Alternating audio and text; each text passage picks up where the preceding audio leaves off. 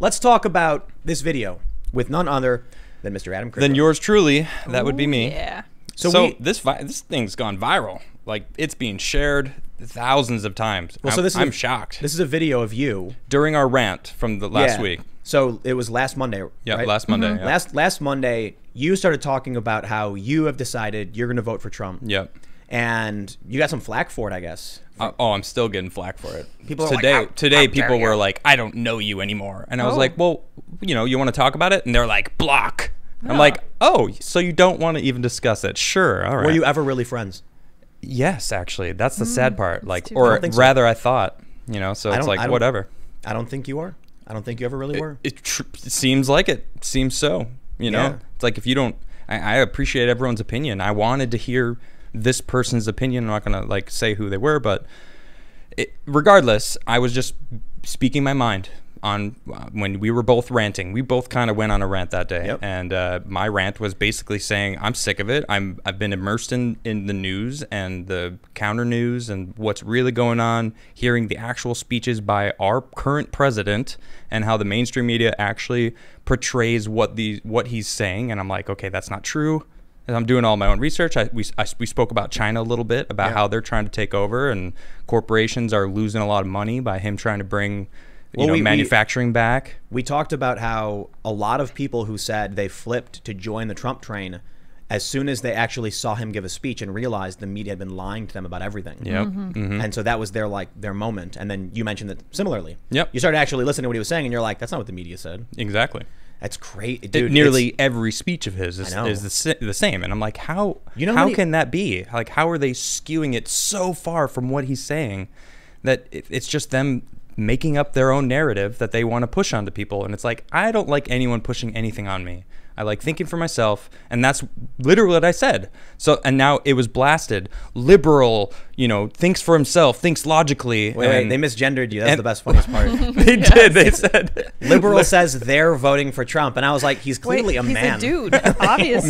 Maybe it was the long hair that was throwing him off. No, and the that beard. shouldn't do it. Hey. No, because there was that lingerie ad. Was it for lingerie? I don't remember what it was for, but like, it was just like what looked like a beardy man with lingerie on. It was something about women being women. I was like, oh, there are Ooh. trans people with beards. So I think that's a fair point. I think they were being polite and not trying to misgender you because they didn't know. well, I'm a man, and you can call me as such. I'm offended that you misgendered me. there you go.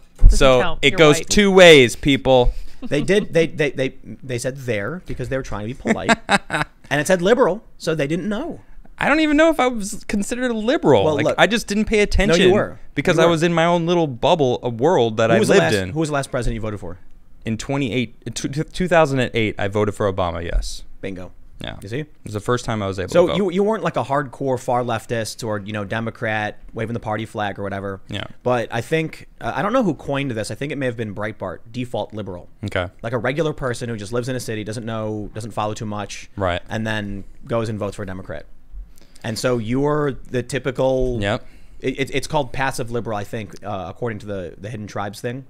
It's like people who just live in cities and are just like, yep, and they press the D button. And if those people that were like me, that were living in their own little bubble, saw that video of me being a liberal, like it said, liberals using logic, thinking for himself, and doing his own research. That's basically what it said, and that's what we were talking about.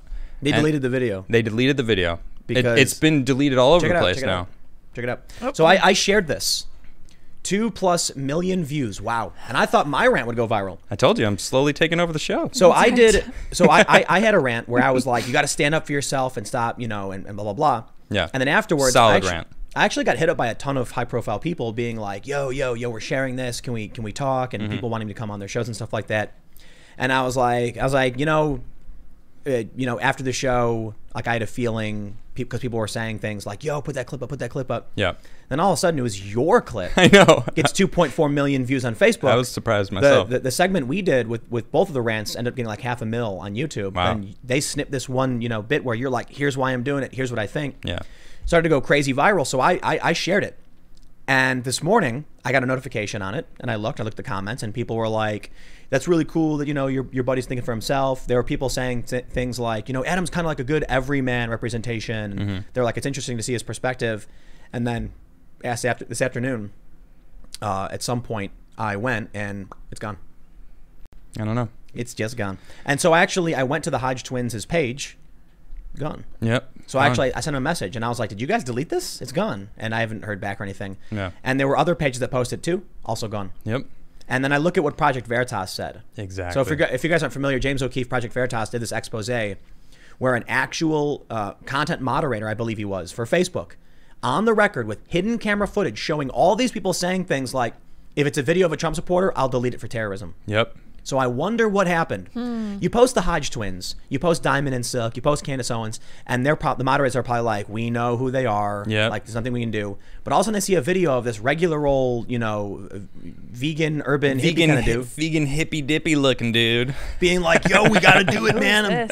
And they're like, uh-oh. Oh no, we can't have people like that thinking for themselves. Yep, delete. We got to maintain control. That's right. Nuked it.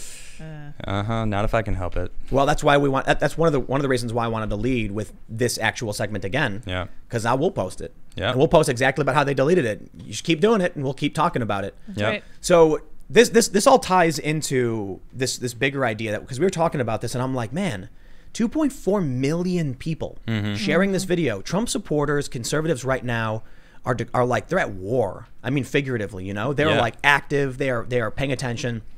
And then this story breaks from Adweek. Check this out.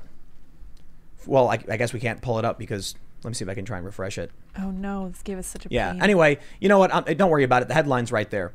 Fox News Q2 2020 ratings. Tucker Carlson averaged 4.33 million viewers at 8 p.m., the largest audience in cable news history. Wait, what did it say? It says averaged, so that's over the course of his show? Averaged. So no, like the entirety of his show. It could have been a little bit higher, a little bit lower, but every episode he's averaging. This is cable news history. That's huge.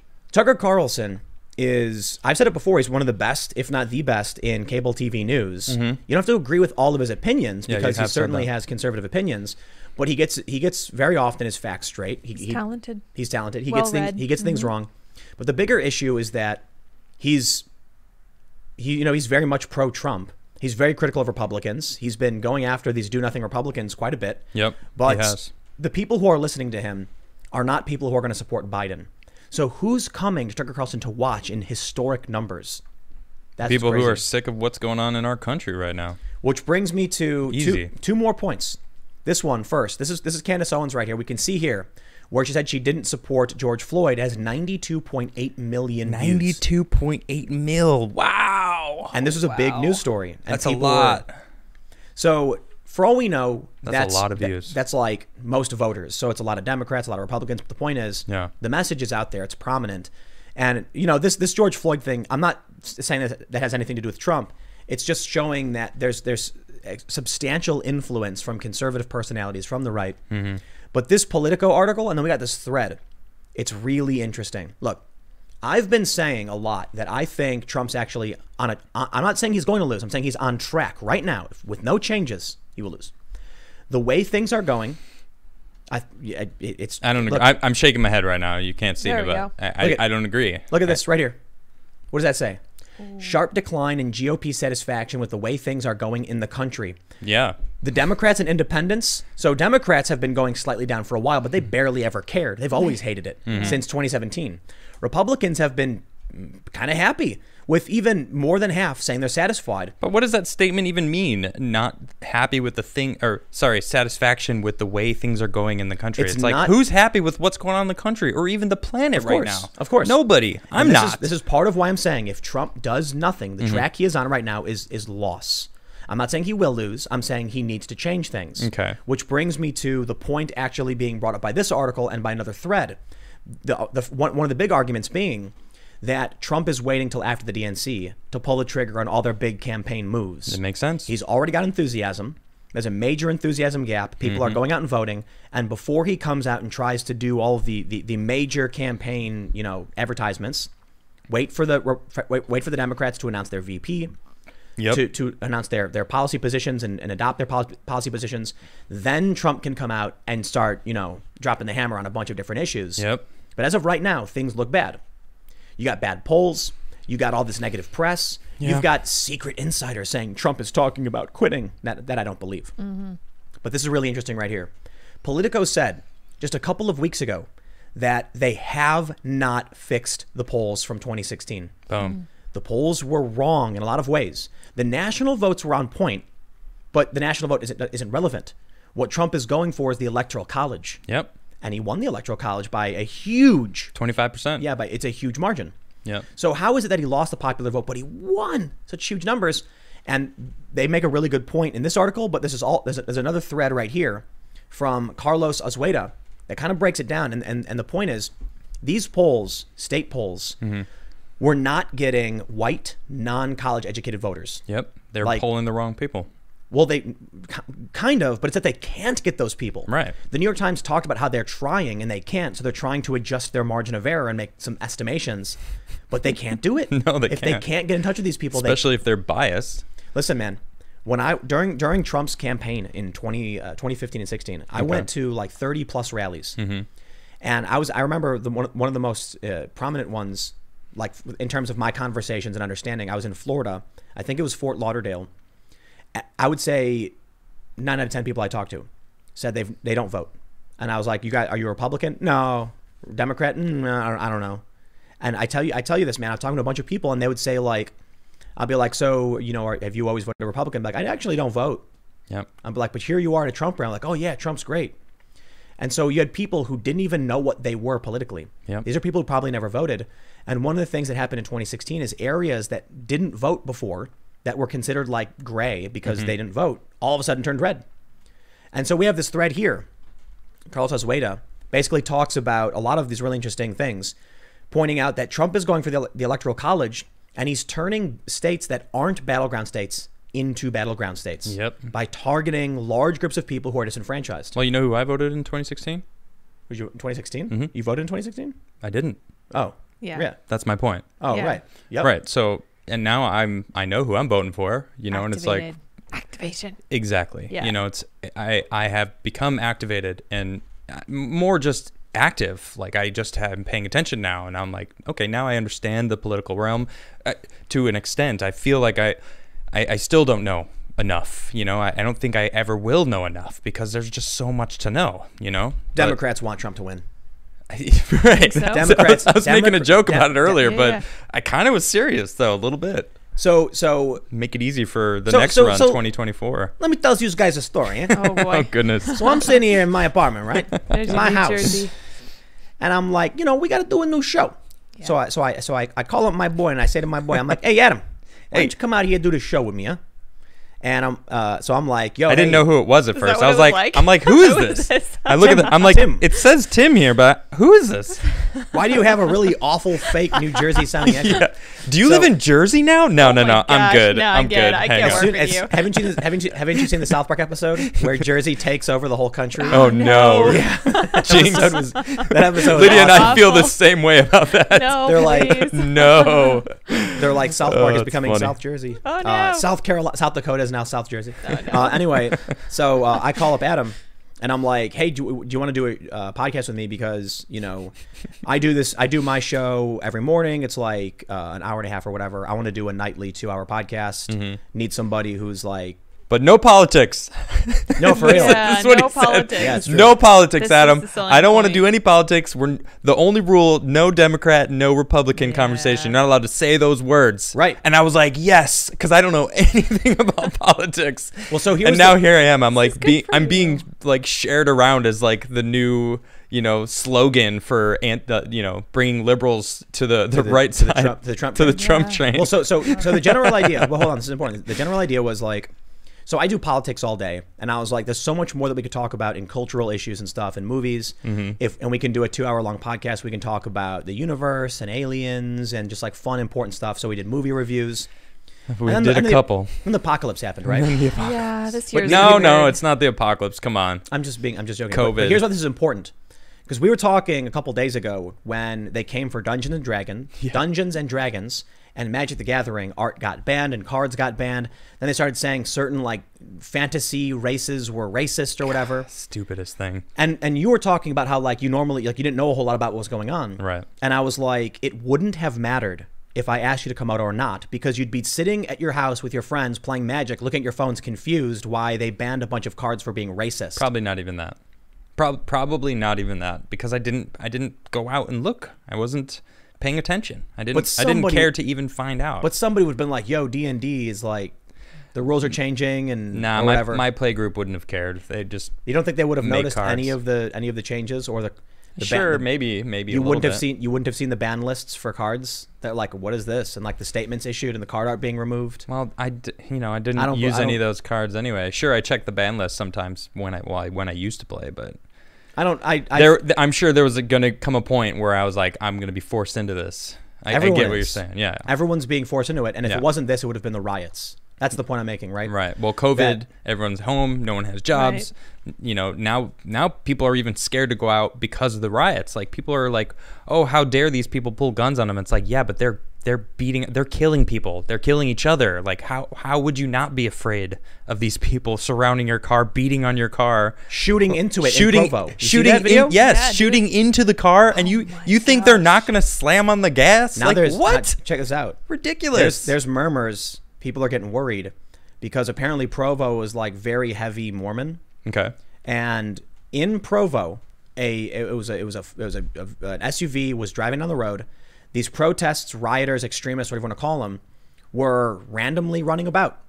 So this vehicle doesn't know there's a protest or whatever you want to call it, a riot, and it tries turning away when some dude runs up with a gun and fires, literally shot the driver. Wow. Police confirm the driver got shot and then hit the gas, even slowed down, trying not to run people over, and rushed to the hospital. Must be the Mormon influence. So the concern is like, the Mormon community is a community. Yep. And you just shot somebody. And if that turned out to be, there's going to be a bunch of people who are going to like, they're going to start gearing up and locking down and like. Those people are ready. What have I been saying for over a month now? When they started, I was like, man, they're going to hit somebody that it's going to be the final straw, and the militias are going to rise up. So what you just said, exactly. I bring this up because in your case, where you're like the liberal who's like, start using logic or whatever they wanted to say about you. Right. It's that when you didn't come to the fight came to you. Feels like it. Whether or not you were going to be reading the news on Magic the Gathering, it was creeping towards you like an evil ooze reaching out trying to grab you. Yeah. And then all of a sudden, regular people are finding themselves confused. What is this riot? Boom. Right. Why was I shot? Why? Exactly. Shot. Rushed to the hospital with a bullet wound because these lunatics are out there. A lot of these people are not political. And if you want to talk about people who don't vote all of a sudden voting and the polls being wrong, this is how it happens. Exactly. I'll tell you what. Look, these people in South Philly, in South Philly, where they came to tear down the Christopher Columbus statue. First thing that happens, a bunch of dudes come out. They got baseball bats, they got guns, and they're pushing these far lefty guys around. I'm not happy about that, by the way. Like I've expressed this. Like they attacked a leftist journalist guy. Let them film, let them do their thing, but they roughed them up because they don't care. You're in my neighborhood. We don't care. These guys are in all likelihood probably voting Democrat because Philadelphia is 82% Democrat. So 8 out of 10 of them maybe voting Democrat, maybe not. These guys now are probably, in my opinion, not political. They're just dudes who go to work, don't pay attention to this stuff. They want to go home. They want to watch a game with their buddies, have a beer at the local pub. And now they hear a bunch of crazy extremists are acting a fool and want to tear down their statue. And they're like, what? Nah. Guess what? The city's going to remove the statue anyway. Really? Yep. They said the outbreaks of violence are too much. We're taking the statue down. Wow. Now I can imagine these guys are like, what? Yeah. Are you kidding me? And now they're looking at the news. The game's not on. They're getting angry. They're getting agitated. The fight came to them. Well, and do they realize it's the Democrats that are taking down the statues? Yeah, do you Philadelphia is that? the Democrats.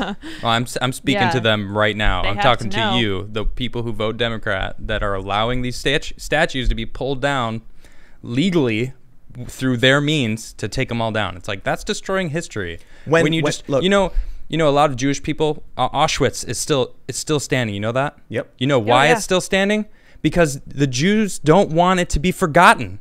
We don't want to forget what happened but there. there's a big difference. Oh, is there? There is, absolutely. You know what? You're right. You're right. But it's the beginning.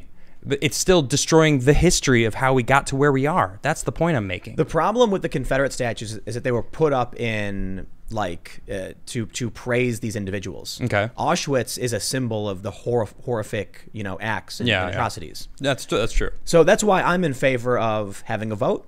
If the vote passes, we take the statues down, we put them in a museum, we put up a plaque instead. Be democratic. But it's got to be done through the democratic process because no one has the right to come into someone else's neighborhood and destroy everything. Agreed. So I can respect their position, I can agree with their position, and I can completely disagree with their use of violence and authoritarianism to get what they want. That's the problem. Now, come on. Taking down Christopher Columbus is a step too far. Taking down abolitionists and desecrating George Washington is insane. Agreed. Now they're going after the 4th of July. They don't even know what they're fighting for anymore. So I'll wrap. Seriously, what are you fighting for? They just want to burn it all down. They want to destroy this country. They just want to burn it all down to the ground. And I think it's funny to bring this up because it's supposed to be a trope of the conservative commentator saying, liberals hate America, right? Yep. But these people literally do. They just desecrated George Washington. Yep. And like I mentioned, they're coming for the 4th of July. So let me wrap this up, and I really want to talk about the 4th of July. Yeah, me too. Because this is this is what's going to scare me. I agree with you. So the general idea is, I think that, when you look at these polls, they're not fixed. They're not tracking new voters. They're talking with likely voters, and they're talking with people who aren't registered. They're trying to figure it out, but they're not seeing the everyman, or as they say, the silent majority. Yep. So perhaps all of this is shocking people to their core, and they're going to go very, very angrily to that voting booth and just, bam, right there, Donald Trump. But the reason why I can't tell you definitively is because right here on the table right now, you can't see it, is an official mail-in ballot for someone who does not live in this house. Yep. And we didn't request it. No, I don't know. I'm pretty sure nobody did. The person hasn't lived here in a very long time. I know who it is. And none of us got these ballots. So I think the system is completely insecure if they do it this way. I agree. Yeah, that's not confidence building. Thanks for checking out this clip from the Timcast IRL podcast. We do the show live Monday through Friday at 8 p.m. If you want to catch the full show, tune in to this channel, subscribe, hit the like button, or check us out on iTunes and Spotify. And we will soon have this podcast up for free on all podcast platforms. Thanks for hanging out, and we'll see you all in the next episode.